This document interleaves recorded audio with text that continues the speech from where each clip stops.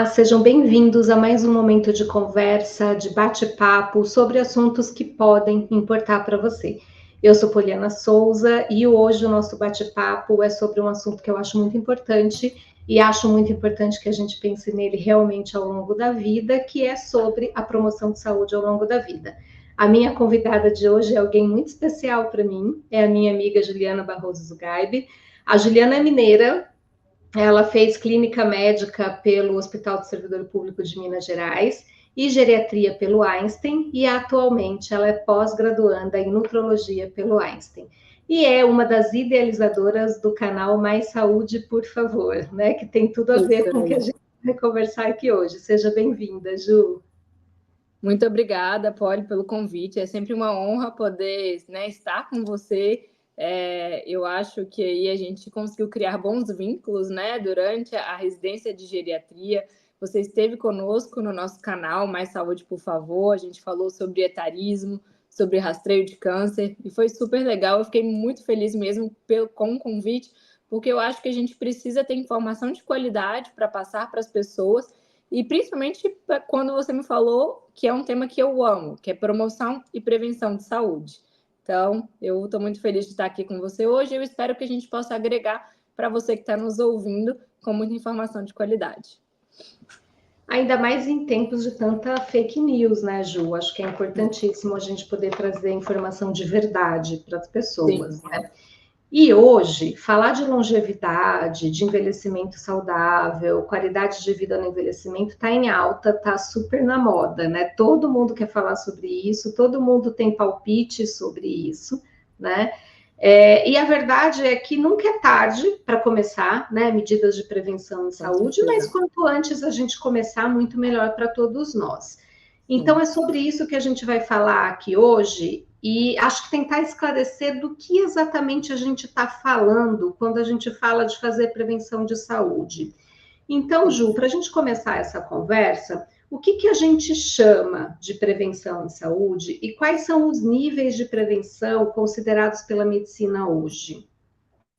Bom, vamos lá. Então, a primeira coisa, gente, quando a gente fala de prevenção, é a gente prevenir que o agravo aconteça, a gente prevenir o desenvolvimento de doenças, né? E eu acho que esse é um grande papel da medicina. Talvez seja muito pouco falado e instruído aí ao longo da vida, mas que eu acho que a gente precisa bater na tecla, mas é sobre a gente evitar um agravo, a gente evitar que a doença desenvolva, ou se a doença se desenvolver, o que nós vamos fazer para evitar complicações. Então, tudo isso está dentro do escopo de prevenção.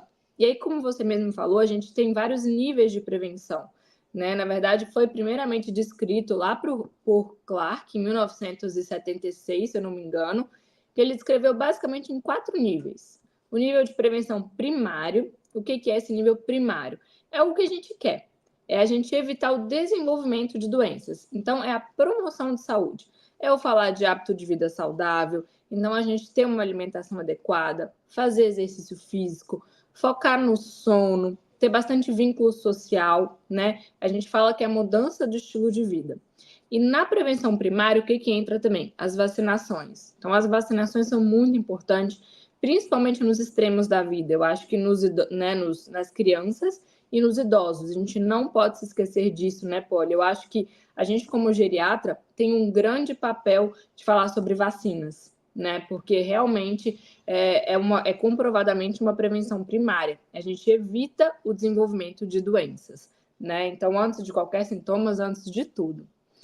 E aí, quando a gente fala de prevenção secundária, a gente está falando de detectar precoce. Então, você tem ali um risco, né, um fator de risco, e você vai detectar precoce para evitar que a doença apareça, antes dos sintomas aparecerem.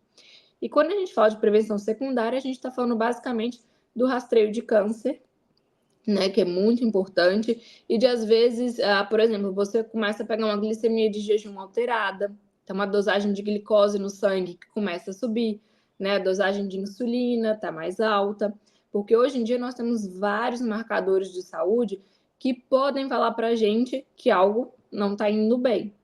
E aí a gente está fazendo a prevenção secundária, a gente está detectando um problema antes que a doença se desenvolva. né? Então, eu acho que a prevenção secundária está muito dentro desse aspecto também. Já a prevenção terciária é que a gente controlar as doenças crônicas. Então, a doença já se desenvolveu, né? O diabetes já está instalado, a pressão alta já existe e a gente vai evitar agravos. Evitar que aquilo traga consequências maiores para as pessoas, né? E a prevenção quaternária é aquela prevenção de evitar danos, evitar iatrogenias. E eu falo que, na verdade, o geriatra ele lida muito com a terciária e com a quaternária. Talvez a maior parte dos outros médicos também, né? A gente lida muito com a doença já estabelecida, tentando evitar agravos. Mas quando, na verdade, faz muito mais sentido se a gente agisse lá atrás, né? Então... Pois é, que importante isso, né, Ju? Importante a gente falar sobre isso, né? Sim, exatamente. De isso estar incrustado até na nossa educação, né? Mesmo, das crianças aprenderem na escola sobre promoção de saúde, o quanto isso é importante para uma longevidade. Porque eu acho, Polly, que assim, as pessoas tentam vender na internet um remédio que cura tudo, entendeu? Então, se você vê por aí uma fórmula única que vá te garantir viver 100 anos, né? Um remédio, ou uma vitamina, ou 5 frutas. Um suplemento, um suplemento, né? Pode desconfiar, gente, porque senão tem segredo. Não tem como cortar caminho, entendeu? O caminho é difícil, né? Ele é duro, mas você precisa passar por toda essa mudança de estilo de vida, precisa ter um acompanhamento médico regular para fazer essa prevenção secundária, né? Esse rastreio de câncer quando indicado. Então, eu acho que é basicamente esses níveis. E, na verdade, eu estava até revisando, Paulo, eu vi que agora tem um quinto nível, né? Que é o nível quinquenário de saúde, que, na verdade, é cuidar de quem cuida. Então, a gente cuidar da saúde do médico, cuidar da saúde do cuidador, para que a gente possa tratar melhor os nossos pacientes. E eu achei muito Pois é, bom. né? Não, é essencial. Se a gente for parar para pensar, quando a gente não está bem, a gente não cuida bem dos outros, Sim. né? E os níveis de estresse, de burnout em profissionais de saúde, né? De depressão, ansiedade, eles são altíssimos em todos os profissionais de saúde, não só nos médicos, né? Porque é uma responsabilidade muito grande. Sim. E isso é fundamental, né? A gente demorou muito para olhar para isso, né? E é fundamental que a gente olhe, porque assim, a saúde de quem cuida também é importante, né? Ela também precisa estar boa para que quem cuida possa continuar cuidando, né? E a gente para de pensar nisso. Quando a gente fala de prevenção primária, a gente está falando da promoção de saúde, né, na raiz, assim, antes que os problemas aconteçam. De forma prática, Ju, que tipo de coisas as pessoas podem colocar no seu dia a dia para tentar essa mudança de hábito e tentar promover mais saúde na sua vida? Bom, Polly, eu gosto muito de citar aqui o Quarteto Fantástico. A gente fala do Quarteto Fantástico no nosso podcast, que ele é basicamente alimentação saudável. Então, o que eu falo de alimentação saudável, gente? É descascar mais e desembrulhar menos. Evitar ultraprocessado. Então, vai comprar no supermercado, tudo que está dentro de um saquinho, que tem mais de 5 ingredientes, é um alimento processado. Deixa de lado. Gente, é o básico, vai para a feira, entendeu? Comprar verdura, carne, legumes e tentar fazer receitas a partir daquilo ali, né? Então, a gente tentar ser o mais natural possível. E eu gostei muito de uma frase de um grande oncologista de São Paulo que falou para a gente, que foi até entrevista com a Ana Maria Braga, da dieta divina. Foi Deus que fez? Foi Deus que fez o petit gâteau? Foi Deus que fez a banana split? Não, então não como. Você tem que fazer só o que Deus fez. Tem que comer só o que Deus fez. Eu achei isso fantástico, né? Então, toda vez que você for comer alguma coisa, você pensa, foi Deus que fez? Se não foi, não coma.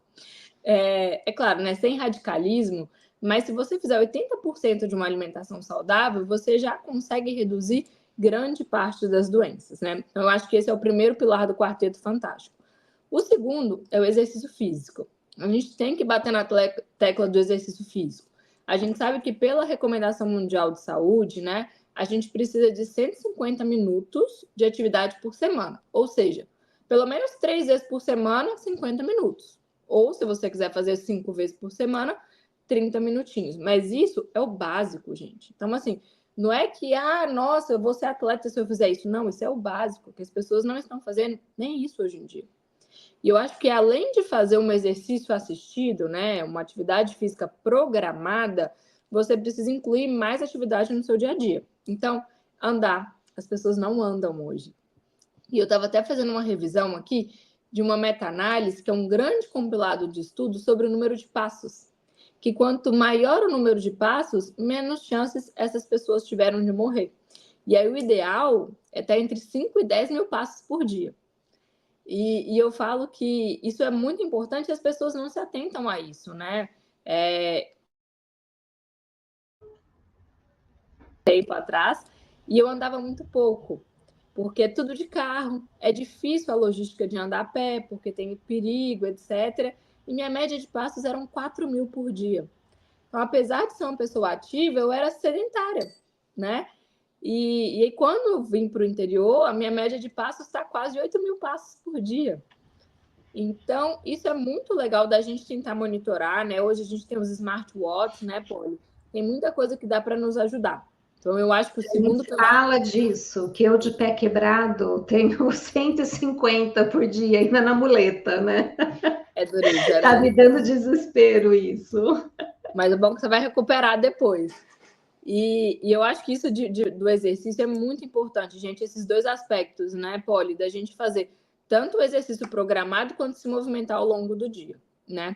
O terceiro tripé é o sono. Às vezes as pessoas deixam de lado o sono, mas o sono é aquela parte reparadora, que você vai limpar todas as toxinas que você acumulou durante o dia, que você vai consolidar a memória, que você vai melhorar a sua saúde cardiovascular. Então as pessoas precisam dormir bem, gente.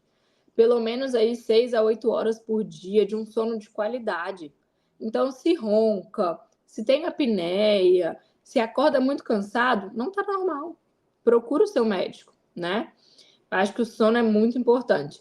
E o quarto do nosso quarteto fantástico são os vínculos sociais. Eu acho que se manter ativo na sociedade, né, ter uma rede de apoio, isso é muito importante, porque a gente sabe que ser sozinho é um fator de risco para depressão, para piora das doenças. Então, essa parte da saúde mental, ela tem que entrar no quarteto fantástico aí de promoção de saúde. Eu acho que é papel de todos os médicos, né, independente da especialidade, falar um pouquinho de cada um delas, né? Às vezes a gente não tem tempo no consultório, mas é por isso que a gente tem canais como esse, né, Polly? Que você tá dando esse espaço para a gente falar um pouquinho mais. Então, eu acho que esse quarteto vale muito bem para a promoção. É importantíssimo, né, Ju, falar disso, assim. Ultimamente eu brinco que algumas coisas são prescrição médica, né? O exercício é uma delas, assim, porque é importante, porque é fundamental, e a gente só vai se dar conta disso quando a gente perde alguma capacidade, né? Que poderia ter sido mantida se eu tivesse uma condição física melhor, né? A gente vê isso nos pacientes, nossa, muito frequentemente, né? O quanto eles trazem, puxa vida, né? Se eu tivesse feito, se eu tivesse aderido, se eu tivesse, né? Em mesmo períodos de recuperação de alguma intercorrência, né? Que pode acontecer, poxa, como é mais fácil você se recuperar quando o seu organismo tem reserva, quando ele está preparado para isso, né? E eu acho que isso, já vou juntar aqui com a minha terceira pergunta, você até chegou a comentar um pouquinho sobre isso. Esse é o tipo de coisa que a gente devia ter na educação básica, né, Ju? Com certeza, eu acho que a gente precisa ter políticas públicas para colocar isso na escola, né? Eu acho que a educação é o primeiro ponto ali, porque se você consegue inserir na sociedade muito mais cedo, você está ali batendo martelo na cabeça da criança, que ela precisa de ter essa parte de saúde, de todo o complexo familiar, é muito mais fácil as pessoas ao longo da vida serem mais aderentes às medidas, né? Porque assim, eu acho que nossa grande dificuldade hoje é tratar nossos pacientes de 80, de 90 anos que não tiveram essa educação, né, Poli? Não tiveram essa educação e entraram no mundo dos ultraprocessados. E eram da época que o cigarro não fazia mal, né? E a gente vê hoje que a população mais jovem está um pouco mais saudável. Ainda está longe de ser, né, o suprassumo que nós desejamos, mas ela está um pouquinho mais. Talvez porque essa concepção de saúde começou a mudar, mas eu acho que precisa melhorar ainda mais. Então, eu acho sim que o governo precisa implementar estratégias de ensino mesmo na escola para a gente promover mais saúde. Você sabe que uma outra coisa que eu sempre penso, né, acabei nem colocando, né, na nossa discussão previamente, mas é uma coisa que sempre vem à minha cabeça, a importância das pessoas terem locais públicos para fazer atividade física perto de casa, né? E como seria importante se as pessoas tivessem os seus empregos, né, posições de trabalho perto de casa, porque é muito difícil, né, a gente também ficar batendo nessa tecla com uma pessoa que trabalha a 4 horas da sua casa, que tem que pegar várias conduções, que chega em casa exausto, tem que acordar de madrugada para ir no dia seguinte, né? E essa pessoa também merecia o benefício da atividade física, mas muitas vezes ela não vai conseguir encaixar nem 10 minutos na rotina, porque já é uma rotina muito exaustiva, né? Então, assim, as políticas públicas também tinham que pensar nesse tipo de questão quando a gente fala de promoção de saúde, né? A gente acaba, às vezes, não tendo a disponibilidade de um local seguro para as pessoas poderem praticar a sua atividade. Então, enfim, eu acho que tem coisas aí importantes para a gente pensar. Não sei o que você pensa sobre isso. Não, com certeza. Eu acho que você está certíssima nesse ponto. E o que eu falo é, não tem como se a gente não tiver um ambiente favorável para o envelhecimento, não tem como, né? Então, assim, uma coisa que a gente fala muito, eles não têm local para socializar, não tem local para fazer atividade física acessível, né? E tudo isso prejudica muito. Então, assim, poxa, por que não ter um dia da semana, 2 dias na semana que o empregador vai sair um pouco mais cedo para ele fazer atividade física? Por que ele não tem desconto na academia? Existem algumas empresas, principalmente, né, nos grandes centros, que já estimulam a atividade física como sendo parte obrigatória do contrato, né? E ter um desconto na academia, por exemplo. Muitas pessoas não têm a questão financeira para poder ir. Então, eu acho que é muito importante e é uma forma da gente estimular também. Eu acho que é um investimento que vamos fazer inicialmente, mas para coletar os frutos aí a longo prazo. E embora a gente faça tudo certinho, né, a gente tem que lembrar que a gente não controla tudo e que intercorrências aí podem acontecer e a gente pode ter, enfim, algumas questões aí de saúde que acontecem, né? É para isso que existem os rastreamentos, né? Nem tudo a gente consegue detectar em rastreamento, mas você já citou algumas coisas, grande parte de problemas crônicos a gente consegue rastrear. Então, mais ou menos, Ju, quais são os principais rastreamentos? Se você quiser dividir por faixa etária, fique à vontade. Se você quiser falar no geral também. Mas quais são as principais condições que a gente consegue rastrear e intervir precocemente? Tá. Legal. Bom, gente, essa é uma parte que a gente gosta bastante, né, de falar, porque eu acho que a gente precisa rastrear mesmo, porque são coisas que mudam o desfecho, mudam o prognóstico do paciente se a gente descobre precocemente. Eu acho que eu vou dividir entre mulher e homem, né? Quando a gente fala de mulheres, a gente tem um rastreamento de câncer de mama, né? Tivemos aí o Outubro Rosa, que vem para poder retomar essa campanha, que é muito importante, a mamografia anualmente, né? Aí algumas sociedades estão recomendando começar esse rastreio mais precoce, né, Poli? Aí a partir de 45 anos, até 40 para algumas mulheres, mas ainda pelo Sistema Único de Saúde é a partir de 50 anos que as mulheres devem fazer mamografia anualmente, né? Algumas complementar com ultrassom, mas o básico é mamografia. O câncer de colo de útero, gente, isso precisa ser divulgado. O Papa Nicolau é um exame simples, rápido, que é um dos cânceres mais preveníveis de todos, né? Porque ele demora muito para poder se manifestar, então você pode pegar precocemente. Então, aí, a partir de 21 anos, né, ou a partir dependendo da primeira relação sexual, você já pode começar a fazer esse rastreamento de câncer de colo de útero, e esse rastreamento, eles se estendem até por volta aí dos 65 a 70 anos, dependendo das sociedades. Esse rastreamento de câncer de colo de útero, ele pode ser feito anualmente ou a cada aí 2, 3 anos, dependendo dos seus resultados prévios também, né? Quando a gente fala de saúde da mulher, aqui que acaba envolvendo os dois, homem e mulher, tem a colonoscopia, a prevenção de câncer coloretal, que deve ser feita idealmente a partir dos 50 anos, mas também algumas sociedades trazendo a idade um pouquinho mais para baixo, né, para 45 anos. Então, eu acho que é muito importante. Quando a gente fala de pacientes que fumam ou que já fumaram, a gente tem que falar de tomografia de tórax para pegar lesões precoces de câncer de pulmão. A gente tem que falar de ultrassom de abdômen para ver se não tem aneurisma, né, dilatação de um grande vaso que passa no corpo, né, da aorta. Então, esses 2 exames para quem fuma é muito importante. Deixa eu ver o que mais. Eu acho que eu falei do pulmão, da mama, do câncer de cólon, câncer de pele também. Existem muitas campanhas aí com uma avaliação dermatológica.